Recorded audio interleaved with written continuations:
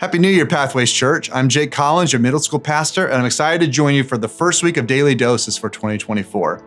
The beginning of a new year is a great time to refocus on things in our lives that we can work on in the next season. You might call these resolutions, goals, or commitments. This week, we've been focusing on 5 spiritual practices that can be absolute game changers in our lives.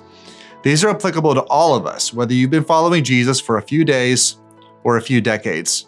Our final topic for this week is serving. First of all, I want to say thank you to all of you who serve actively at Pathways. We couldn't do this without you. If you've been attending for a while and you haven't jumped in yet, maybe 2024 is your year.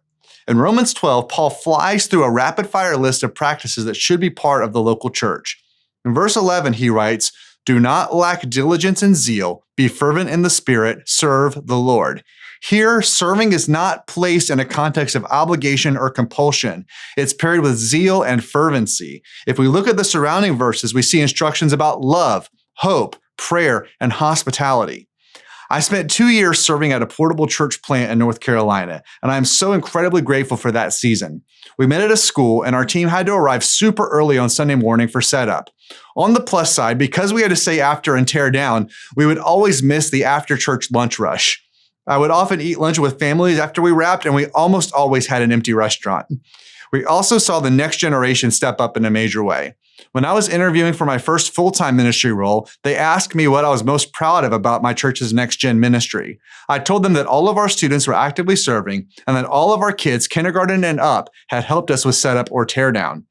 If you've thought about serving for a while but aren't sure where to jump in, I ask you to think about 3 questions. Firstly, what are you passionate about?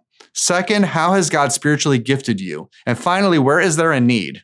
When you can find an opportunity that fits with all 3 of your answers, that is where you can truly make an impact.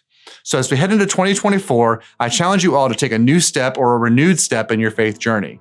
Maybe it's making personal chair time part of your daily walk, including times of prayer and scripture. Maybe it's recommitting to gathering with believers on a regular basis, or maybe it's stepping up and serving. Thanks for joining me this week on Daily Dose. We look forward to seeing you all Sunday.